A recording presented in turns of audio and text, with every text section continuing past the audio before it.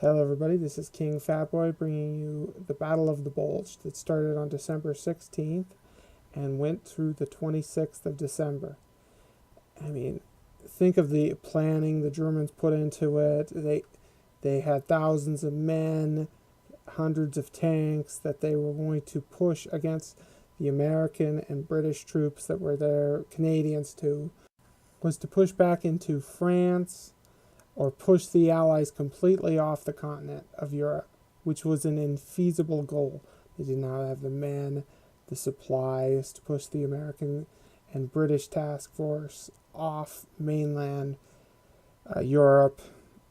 It was a waste of material for a group of people that were already beaten, but it was their last chance to stop the Allied invasion.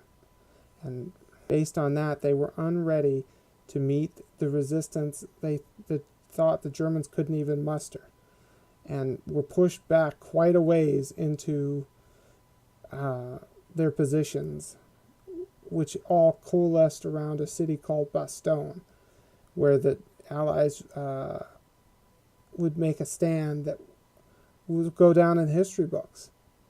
The men that were caught in that little city were the 101st Airborne, and they were called the Battling Bastards of Bastogne. And their commander, who was offered to surrender by the German commander in tanks. I mean, they brought tanks, and they didn't have those. They had some tank destroyers, some Hellcats. They were totally outmanned and outgunned by the Germans. Very rarely happened during the war, but there it had. And they offered that American commander to surrender.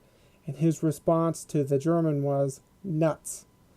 And luckily, because of another crazy American general named Patton, they were not destroyed, because the British commander and other American generals thought a counteroffensive in any amount of time that would have saved the 101st Airborne would have been impossible.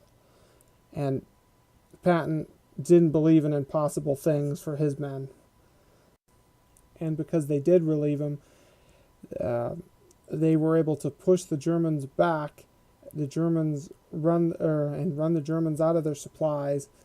And by the end, General Piper, who was in charge of the German offensive, was walking back to Germany because his equipment was out of fuel. Because the Germans should not have launched a counteroffensive. If you do not pose the ability to attack your enemy, do not attack him just to attack him, because you'll never win that war.